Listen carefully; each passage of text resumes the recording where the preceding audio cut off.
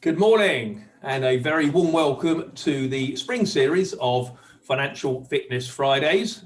Malcolm's supposed to have his camera off. My name's Darren Laverty. Oh, well, it's first go, never mind. Thanks anyway, Malcolm. We know what you look like now. My name's Darren Laverty. I'm from Second Sight, part of Foster Denovo. I'm also the founder of the LinkedIn group, Workplace Financial Wellbeing. There's a lot of people on here today, which is fantastic to see lots of registrations and people are still joining as we go. So that's all good news. So over the next couple of minutes, we'll see that numbers they're jumping up all the time, which is brilliant.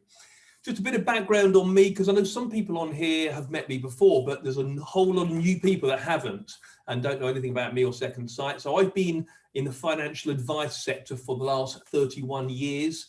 But I've also had a parallel interest in psychology for the last 30 years, and it's meant that I've studied NLP. I'm a master practitioner in the NLP world. I'm also a qualified hypnotherapist. And what it's kind of done for me is given me a really good balance of how to help people with their financial well-being, because it's not all about, the technical content of the finance world. So that's my background, but just a bit about Financial Fitness Fridays. It was an idea born last year out of we watched that Joe Wicks thing on the telly where he was doing those little 20 minutes hit sessions. We thought, why don't we do something on finance? We know that there's an inextricable link between finances and emotional well-being and mental health. So what's going to happen today is we're going to run for half an hour, and that's where we end it, exactly half an hour, but we won't disappear. Those of you that have other meetings to go to can log off in the half an hour stage. You can go. But those of you that want to can hang around for another 10 or 15 minutes. And this is for a lot of people the best part of the session, because during that part of the session, we get into Q&A. So along the journey, as we're doing this today, feel free to go into the Q&A button at the bottom, put your questions in. And then what I'll do at the end, I'll start to look at all of those questions and I'll ask our special guest those questions directly. So I've got some questions for him as we go through, for sure, and he knows those questions. The Q&A is quite good fun because we're going to put him on the spot. We're going to ask him some questions he hasn't had a chance to prepare for. So what this is about, it's like a live talk show. So you're going to learn by conversation rather than learning by a lecture, okay? We've got the Financial Fitness Fridays YouTube channel. So feel free to dive onto that and you can see all the back catalogue. I think there's about 17 or 18 Financial Fitness Fridays on there. So do give us a Q&A. All we ask in return is that what you do is when you come out of this session today, you'll be taken to a feedback questionnaire. It'll take you 1 minute to give us some feedback. Give us a score on how you felt the experience was today, what you liked about it. And if you have some constructive criticism, feel free, bring it on. We want to hear it all because we want to fine tune the experience going forward. But you can also let us know what other topics and themes that you'd like to talk about in future series. So the 4 sessions we've got over this spring, over the next 4 weeks, are based on your feedback. So we've had a look and we've seen the most popular topics. And today's topic is about financial planning after a pandemic. But what I think I'd just do for 2 or 3 minutes would be quite a good idea, just to talk about financial well-being for those of you that are new to this. A lot of people want to know what it is. What does it look like? How do I be financially well? What does it take? So I'm just going to give you a very high-level overview of that. The key thing is it's not what a lot of people think. A lot of people think that financial well-being is being rich. It's not necessarily about being rich. It's more about being and feeling in control. Okay, that's the key thing. And 80% of financial well-being is our psychology. It really is. It's our attitude. It's our relationship with money. It's our habits and our behaviors. About 20% of it is the mechanical stuff. And a lot of people say, just tell me how to do it. But it's not about just tell me how to do it. It's about getting people motivated to want to do it. Have a big enough reason why. Because when the why is big enough, you'll always find a way. When the why is big enough, you can go on the internet and you can find solutions to that. So financial well-being, it comes in 4 key pillars, which I could spend an hour talking about them. I won't. But the first one is about habits, living within our means. Most of us can. I know some people are finding it hard with furloughing and being out of work and stuff, but the vast majority of people can be in control, take control of their habits. Really good for their financial well-being. Very important. The other thing is to operate within low levels of financial stress. If you're waking up every day feeling stressed about money, not a great place to be. If you're waking up, you don't think about it, Fantastic. That's what we want to be. And sometimes you might get a short-term stress. That's okay. That's a motivator. What we don't want is that constant stress, which it picks away our soul. It messes up our physical and our mental health.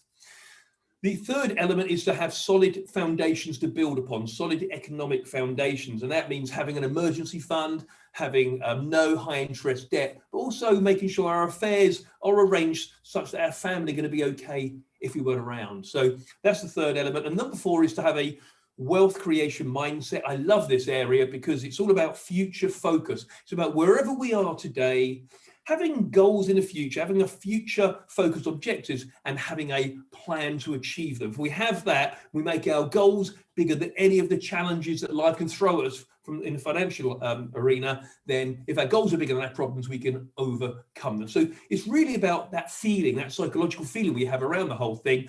And what we need to do therefore is we need to get into good habits. We also need to improve our knowledge and our confidence. So the objective for today is to give everybody more confidence right now to go and improve their own financial well-being. Because at the end of the day, the quality of our life is really the quality of how we feel every day. And a big part of that is our finances. It's very difficult to have good physical and mental well-being if we have our money all over the place. So without further ado, I'd like to introduce our specialist guest speaker, Malcolm Stalker, a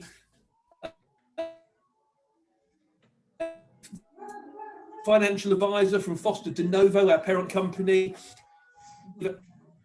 Malcolm's around 30 years tenure. Welcome for joining us today.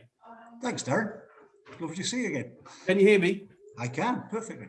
Can you hear me okay? Well, the sound's a bit dodgy. No, I'm not brilliant.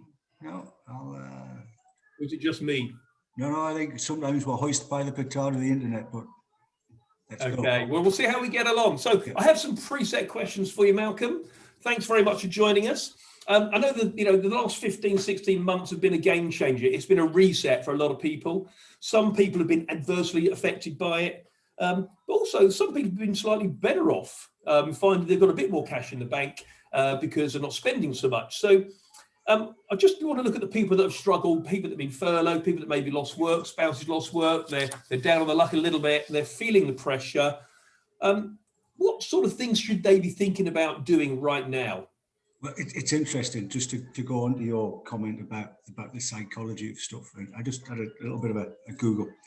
The 10 biggest fears that people have: failure, success, ironically, alluding to what you've got with extra money, loss, being judged, loss of identity, losing control, fear of time, fear of who we are, loss of the known, and fear of what's next. And the pandemic has caused all of those kind of things. And I think what's most important for people to do is to take back control. It's one of those things where we've all had a lot more time on our hands. My friend Kevin, for example, who we were talking earlier, he said, "Do you know what? I'm an idiot." And I said, "Well, what do you mean I'm an idiot?" Well, he went back to his bank statements that he's never had the time or never had the inclination to go through, and he's still paying for car insurances for 2 cars ago. Hasn't bothered cancelling direct debits, hasn't bothered looking at what he's done. So the money's gone. Now, maybe you'll get it back, maybe you go. But the point of this is we all should be looking at what we're spending and why we're spending it. Are we spending it in the right place? Are we spending enough in the right place? Are we spending too much in the wrong place? And it's very easy to do. You can do it yourself. Do a spreadsheet or go online. There's many pretty amazing tools you can just get for free to just say, well, what do I actually do with my money? And once you've got control of what you've spent, you can make 2 decisions, can't you? Am I spending too much? Am I not spending enough? Am I spending stuff on the right things? What am I spending it for? And you can get control that way. And I think that's the most important thing that people should do. And I've spoken to lots of people who've realized that the way they were living, I don't mean generally going to the pub and all that kind of stuff, but the way they were living with how they spent the money was the wrong way. And it's really been quite cathartic for them. Okay, so what you're saying there is that it's an opportunity. We have a bit more time on our hands. We're travelling less to go off to a location. Maybe something furloughed. The key thing there is that we can use that time to take control. Yeah, absolutely. I think what you alluded to there was a budget planner. Yeah. I know a really good one, actually, the Money Advice Service. Money Advice Service, they do a budget planner. I've tried it, it's very useful. And when you get into it after 10, 15 minutes, it's quite interesting because sometimes you get a bit of a shock because you actually see your own finances laid out in front of you and you might not like what you see. And that's one of those short-term shocks we need to actually change some of the patterns of behavior that we've been up to right now. So this is a really good chance to change and reset what we're doing, get into some really positive habits. Interesting, Darren. And guilty as charged, but Lloyds Bank, they build, if you've got online banking, they've got what you spend your money on built into your bank account. Brilliant. I don't know if people know that. I don't know if Barclays do it or NatWest or Santander. I'm assuming they do because none of them are going to get caught behind the curve, are they? Exactly. Okay, so what about those? So, I mean, I think we're talking about housekeeping there. A chance to do some housekeeping. I think what we're saying there, we covered this sometime last year at the start of the pandemic. We talked about this where actually it's a chance to tidy things up. A lot of us are overpaying for things just because we don't get round to it because it all feels like a small amount of money. But actually, when you start to add it all up, you start to make fine adjustments, you can free up hundreds of pounds, and that hundreds of pounds can be directed to somewhere more positive. So, good opportunity to do. So what about those people that have found themselves with a bit more money left over, a bit extra cash in the bank because they're not going on holidays or going out? What should those people thinking about doing right now as well? Well, ironically, moving on from that is move ahead of the stuff. And what I mean by that is that over the same as you, 30 years in this industry, I've come across a lot of people who have stuff. And they say, can you look at this for me? Well, I've got this pension and I've got this life assurance and I've got this bag of stuff. And their briefcase is fantastic. It's usually a Sainsbury's carrier bag with stuff in. But they don't actually know what the stuff is. So actually look at the stuff. What is it then? What is the stuff? Well, it could be a life policy that they think is a pension, or it could be a pension policy that they think is a national savings, or it could be a building society account book that they thought was closed but actually got 300 quid in it.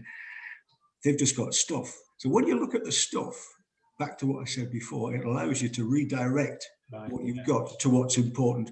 What you said was important really at the start is you want to look after yourself when you're here, while you're working, when you're retired. You want to make sure that if you're not here, God forbid, that your family's looked after. And you want to, because psychologically we all want to do it, is we want to leave something for the people who are going to come after us. But if you don't know what the stuff is that you've got, how do you move on?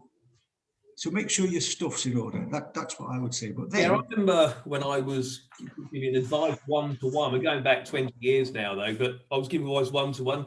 And a lot of my clients used to bring in all the piles of stuff, the envelopes of all the policy documents and statements, because they just weren't quite sure what to throw away. They ended up with piles of it. I remember just 90% of it went in the bin or shredded. That's the stuff you're referring to, isn't it? That's the stuff. Absolutely the stuff. And what about habits? Now, we've got opportunity now. We've got extra cash in the bank. We've stopped spending. Now, that's an opportunity in itself, isn't it? Buffett, wasn't it Warren Buffett? You spend after you've saved. You don't save after you've spent. Spend what's left after saving. Yeah, exactly. So when you've got your stuff in order, you can actually prioritise what you're saving for. Are you saving to pay for next year's holiday? Are you saving to buy your kids an 18th birthday present? Are you saving for your retirement? Are you saving just in case you might need something when you're old? Are you spending money wisely, in case unfortunately you get hit by a bus and you've got 2 kids and your wife who's not at work because she's looking after the kids? Once you've got control of the stuff, once you've found the money, then you can prioritise what the great spend is. But only you know that. And it's down to you as an individual to decide what your priorities are. I think I heard about a lot more new items were set up this year compared to previous years. I think that money's built up in the bank. And then people can stick it into an ISA. You can put up to £20,000 a year into there. But what should people think about when they think about ISAs? Well, do they know what an ISA is to start with? I think our big thing is that you'll see on your bank account you can have an ISA. I mean, I don't know if anybody's got online banking. I use online banking. If I did an ISA with Lloyds Bank, I think I get 0.01% of a return. So that's a risk. So what's the attraction? Tax-free. Tax-free on absolutely. And there's 2 types of ISAs. You can have an ISA which is invested, and you can have an ISA which is cash. Now, cash is security. We've said before, Darren. Is it? It is to an extent. And if you let me through, if you walk up to the high street today with your pound and you say to somebody, can you give me £1.20 for a pound? They're going to give you a really strange look, aren't they? Because they're only going to give you a pound for a pound. But the risk you've got at 0.001, and we've seen on the news this week that inflation is starting to come up. You might still have a pound, but what's a pound going to buy you? 80 pence worth, 70 pence worth, 60 pence worth in 10 years' time. If you, and I'm not saying that you also go all in, but if you start to look at capital investments, or people start looking at capital investments, something that's got a value changing every day, over time, you get a better return for your money statistically over all the time periods that have been measured. There's areas where markets go down, there's areas where markets go up, but statistically, there's a 400% more chance of your money going up than going down if you look at the way that the downside markets or the downside times are far outweighed by the upside times. Yes, I think there's a language problem in that they call it a stocks and shares ISA or a cash ISA. And I think that kind of psychological jump from cash to stocks and shares is quite scary for people. Yeah. What do you say to those people right now? Because we know you think, so with the end of a pandemic, is it a good time to be moving into the market? I saw it's a guy called Edward Bonham Carter, who's Edward Bonham Carter. He's Helena Bonham Carter's brother, and he's a director at an investment company. And I saw a presentation by him about 10 years ago, and he said, in my working lifetime, there's been 17 really, really good days to invest. Really, really the best days to invest, and I haven't picked any of them. And that's what I do for a living. So I think what's important is that if you get to a stage where you are happy that you're going to put a pound into something that might only be worth 94 pence tomorrow, but in 6 years' time might be worth £1.20, then what you should do is just accept that there are going to be rises and falls. But what you've got to work out is the difference between what's a saving and what's an investment. You save for a something, like I want to change my car, or I want to go on holiday, or my daughter's getting married in 4 years' time and I've got the bill, that kind of thing. An investment is, well, I'm going to need it in the future. So when you work out what the difference is between the pound you're going to save and the pound you're going to invest, then just invest.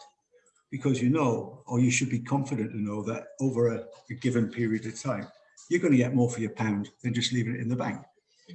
If you're saving, you accept that you're not looking for a return on your money because you can work back yourself. I need £1,000 in 2 years' time, and I'm prepared to save for that. So therefore, I need to save this amount a week to be able to do it.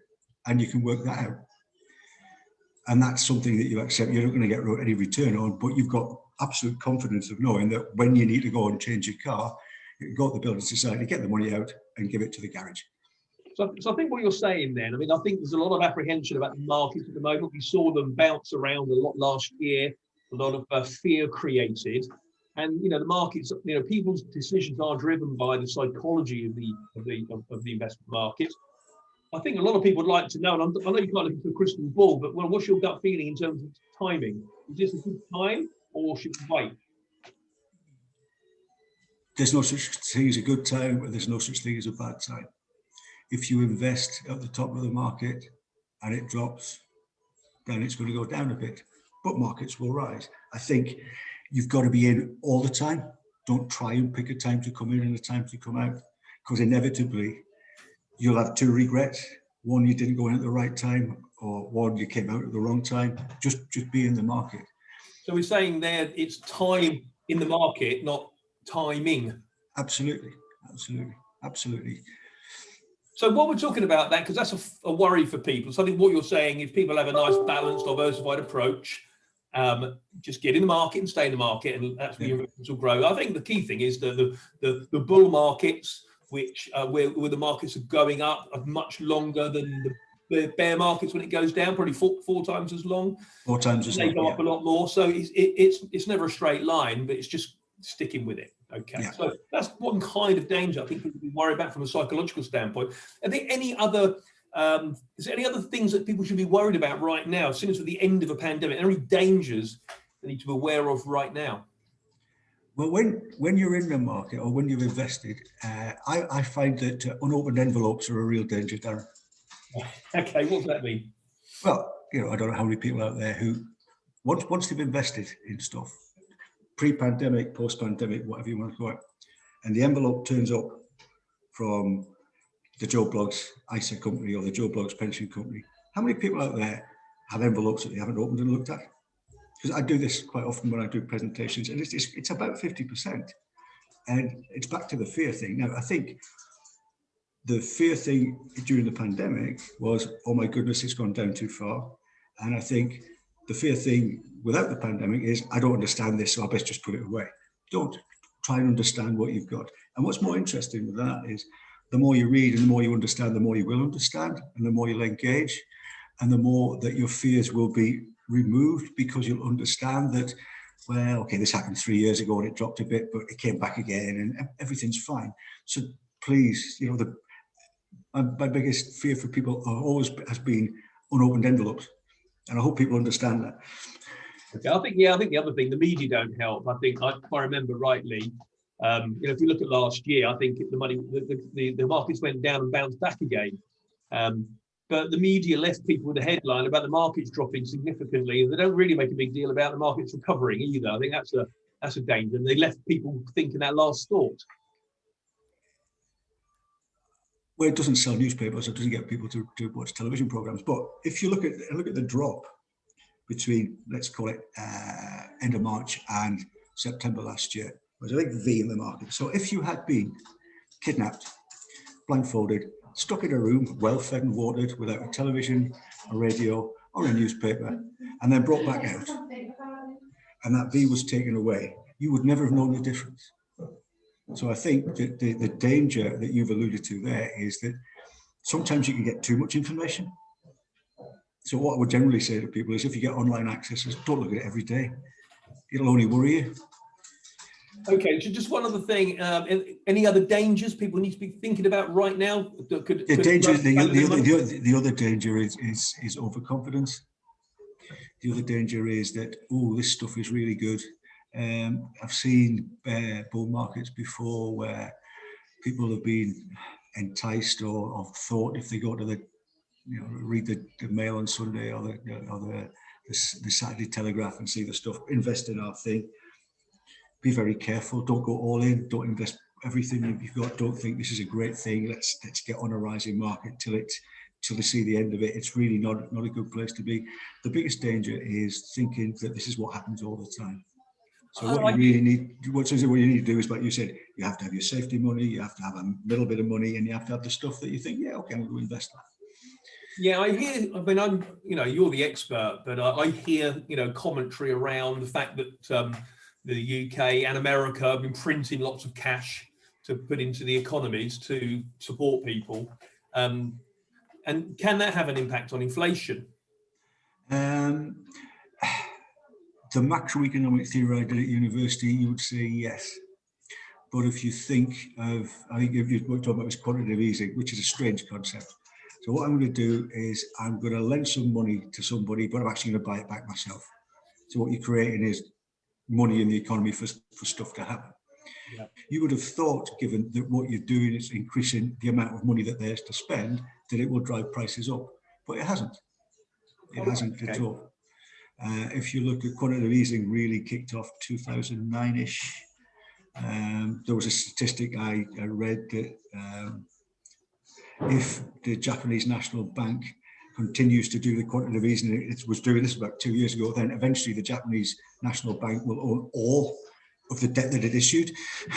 Right, okay. And it hasn't gone mad. I think it's just economics. Economics is great. It depends on history. And I think what we do is we assume as people that, well, it happened before and it's going to happen again. It hasn't. Okay, I'm conscious of time because we're getting a bit low on time now, but I want to get to this question because it's about the exciting thing. So is there anything people should be getting excited about right now, or any opportunities they should be aware of because of the timing of where we are in the world right now? I think, you have seen the advent of, in inverted commas, cryptocurrency, which seems to be the thing that's going to set the world on fire. But there's nothing new. There's nothing new. In 1720, the South Sea Bubble Act was passed by Parliament, which was effectively raising money to fund a war with the Spanish in South America. And what it did is it gave the South Sea Bubble Company exclusive rights to trade, predominantly in slaves, unfortunately, at that time, when it all fell down, and it didn't happen. So there was millions and millions of pounds, it was £7 million going back to 17, poured into this company, and it just disappeared. Now, there's many things that have happened since the tech boom in the late 90s, where stock markets rose through the ceiling and then absolutely disappeared. Tech companies valued at tens of millions of pounds when they had, two PCs and a mobile phone in a room in Romford somewhere. It doesn't work. My advice to people, genuine advice, is stick with your knitting. There are many proven things that will get people returned. The most prudent investors stick to mainstream. They may go on the edges, and if they've got a pound to invest, what you're saying, they might invest 10 pence in something, okay, but keep your 90 pence where it needs to be. So is what you're saying that there's nothing particularly exciting or any particular opportunity right now? Just carry on doing what you do. Sensible, basic savings and investing. Absolutely. Brilliant. Okay. And is there any sort of, I was looking for that magic commodity or investment that that they could take advantage of right now? You mentioned cryptocurrency. I think we've seen what's happened there. I think we've seen Elon Musk stick a £1.5 billion into Bitcoin, didn't we? We saw that, and we saw it spike up. We've also seen it come down 40% since. So I think, with that, I think the key thing is that you cannot monitor that. You cannot predict it. It's a complete gamble. So a lot of young people these days are looking to try and make a quick buck and make a quick turnaround. Those things are so unpredictable. You have to only invest what you can afford to lose. Treat it like backing on the Grand National. If you make a couple of pounds, brilliant, but that's not something to really build your financial well-being platform upon. Okay, well, look, I'm just conscious we are running out of time, so I'm going to move to questions in a minute. So those of you that need to go in the half an hour stage, we're going to wrap up in a moment. When you leave, you'll be taken to the feedback questionnaire. We'd like you to tell us what you thought, give us some feedback, tell us what you really would like going forward, okay? What other topics and subjects are interesting for you? We'll then work those into the popular ones into the next series. So thanks very much for jumping on. Please do the feedback for us. We really appreciate it. For those of you that can stick around, I've got quite a few questions. So let's see if I can now put Malcolm on the spot a little bit. Let's see what we've got. I'm going to ask some of those questions and see what emergency fund. How much is enough, Malcolm? I would say at least 3 months total expenditure. Okay, that sounds like that's a lot of money. Does that take people a long time to get to that level? It's back to organising your stuff. If you have a view that things might go a bit pear-shaped, then you'll just make sure you squirrel a little bit away. But it doesn't, and everything's not going to go wrong all the time. But 3 months is a benchmark you should look to, so that if you were ill, you're generally not going to be ill for that long. But if you were ill, 3 months is a reasonable amount of time to do that, which would cover your mortgage, your gas, your electric, your council tax, that kind of stuff. I think there's a lot of people that have got an emergency fund now that didn't have one at the start of the pandemic. Absolutely. I bet there's another bunch of people that wish they'd had one at the start of the pandemic. Absolutely. I think it's really good for your financial well-being, because when we get the vet bill or the car engine blows up, if we haven't got the money, sometimes there's expenses we just have to find it. And if we haven't got it, we go into debt to borrow it to have it. And that's that slippery slope where we end up paying high interest on credit cards, and the emergency fund would have prevented that. That's what it's really about. Well, don't call it an emergency fund, because that sounds quite a lot. I mean, my gran used to call it rainy day money, and I think that's a little bit more touchy-feely. Well, let's talk about rainy days, mate. We've had enough of that. It's the worst. Well, the people over the road, the people over the road are building an ark in the car park. So, as you can tell, Malcolm is from sunny Newcastle in our Newcastle office. Okay, I've got another good question here. A lot of people have this question. Someone said they've got various different pension schemes dotted about. What are the benefits and drawbacks of combining them? It's a bigger question than that, actually. The biggest question is, when do I want to retire? When do I want to try to retire? And when you've got that in, then you can look at what you've got and say, well, what does each of these things that I've got do? When can I get at it? How does it work? And will it work for me? Once you analyse that, then the advantages are potentially that it's all in one place, it's controllable, you might be able to drive the costs of looking after the money down. The disadvantages are there's no such thing as a free lunch, and a lot of the providers will not allow you to do it by yourself. You need to have an advised position. The other thing is understanding the difference between the types of pension scheme you can have. You can have a pension scheme which is a bit like the council pension scheme, where you haven't got a pot of money, you've just got a promise of an income, and then you've got the new type of workplace pensions where you've got a pot of money. Now, putting those together might sound like a good idea, but they're two different animals. And it may well be that keeping them separate actually serves you better, because one gives you a guaranteed income and one gives you access to do lots of different stuff. Brilliant. Okay, someone's put a statement here, not a question.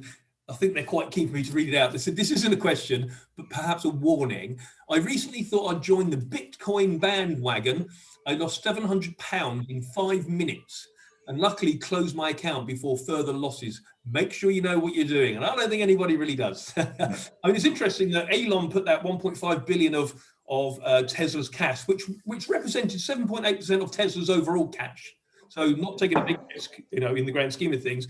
And then Tesla announced a few weeks later they're not prepared to take Bitcoin as payment for their cars. So I think that didn't really help with the downturn. But anyway, that's good. Thank you very much for that anonymous attendee. Okay, I've got another question here. Let's have a look. Okay, it's a good question. What percentage should somebody save and invest? What percentage of their income should they save? It should go to save into investments. Depends how old they are. Because you get the compound effect of time.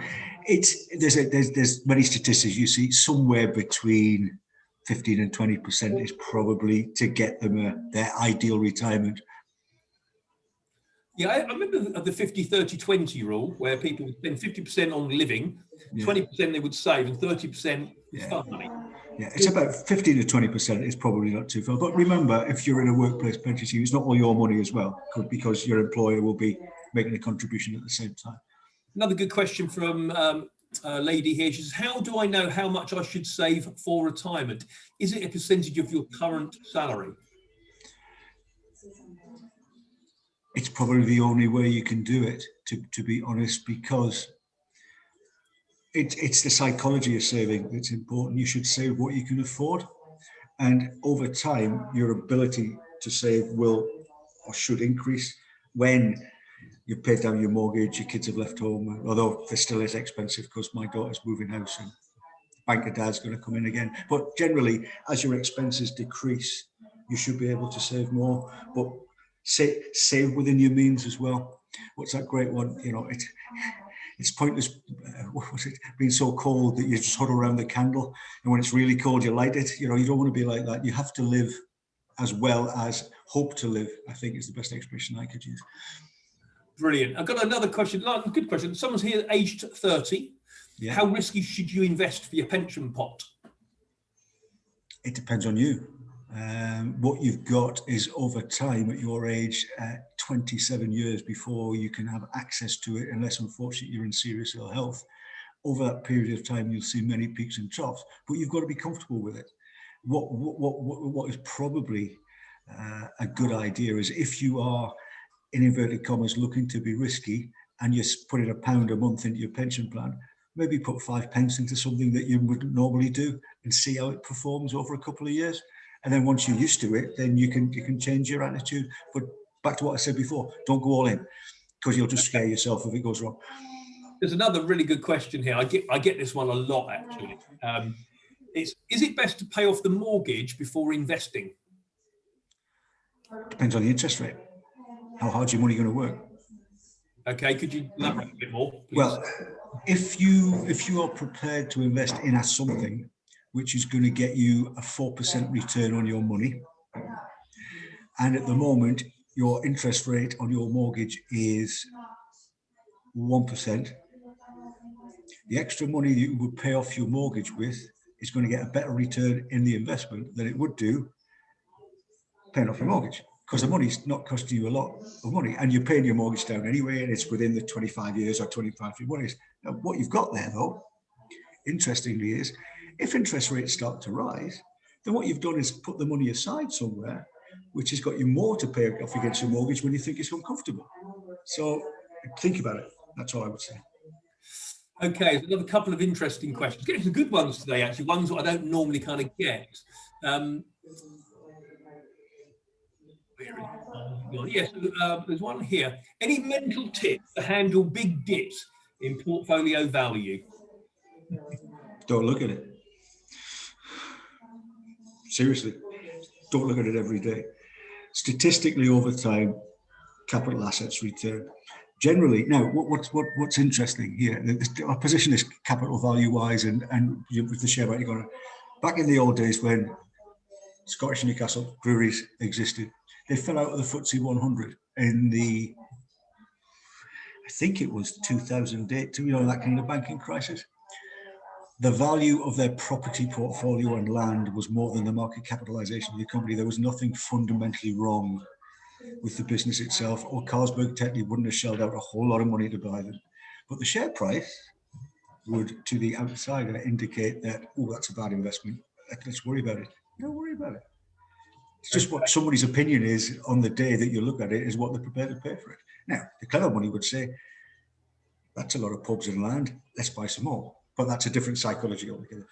Yeah, one good thing I would suggest people do, go on to Yahoo Finance or something like that, and just have a look at stock markets over the last 100 years. Stand back and have a look at it goes up. It just goes up and down along the journey, but it generally is going up. If you look at the period of time when it's going up, it's a lot longer. That run is generally longer on average than when it's going down. The best way to describe stock market as well, if you get a saw and you put it at an angle, because it goes up and down, up and down, up and down, all the way up. That's the best way to describe stock markets. Okay, here's an interesting one. When people say pay yourself first, what does that mean and what do you do with it? So I think I know the answer to that. It comes from a very famous book written in 1936, and I would recommend everybody should read this book. And the book's called The Richest Man in Babylon. You get it on Amazon for a few pounds. The Richest Man in Babylon. There's also, some people have made like little cartoons on YouTube about it. It's definitely worth reading. It's written in a parable style, but one of the key attributes it talks about to become the richest man in Babylon.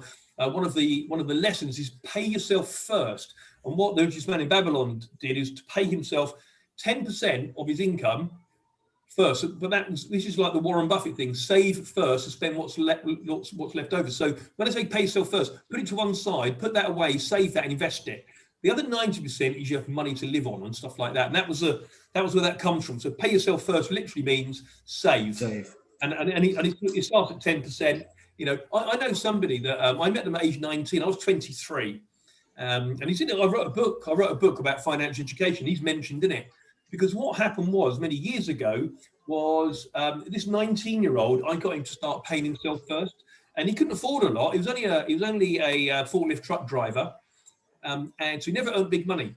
But I said, can you afford £1 a day? And that was back in the day, I think, when a pint of beer was £1 a day. And he said, yes, I could. So £30 a month he started to save. And I saw him every 6 months, and we talked about his investments, and we just nurtured him along. Anyway, by the time the chap was 47, by that point, he'd gone from forklift truck driver to warehouse manager. So never a big earner, but just a very, very solid saver and investor.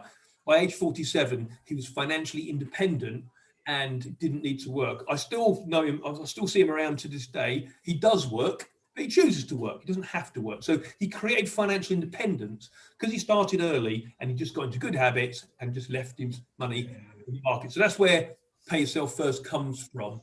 I think that, Darren, the only thing you could really do for yourself in financial planning is engineer the word choice. And you've just hit it there on the head there. You choose whether to work or not. You choose whether to spend or not. You choose whether to save or not. But it's hard work. Okay, another good question here. Is property still a good investment? What's your opinion, Malcolm? Depends what kind of property, given the pandemic. I think it's down to individuals. Owning property is hard work as well. I think if you look at the latest pieces of legislation passed by, I'll rephrase that, Queen's speech, about the expansion of the ability to purchase lots and lots of property for buy to let.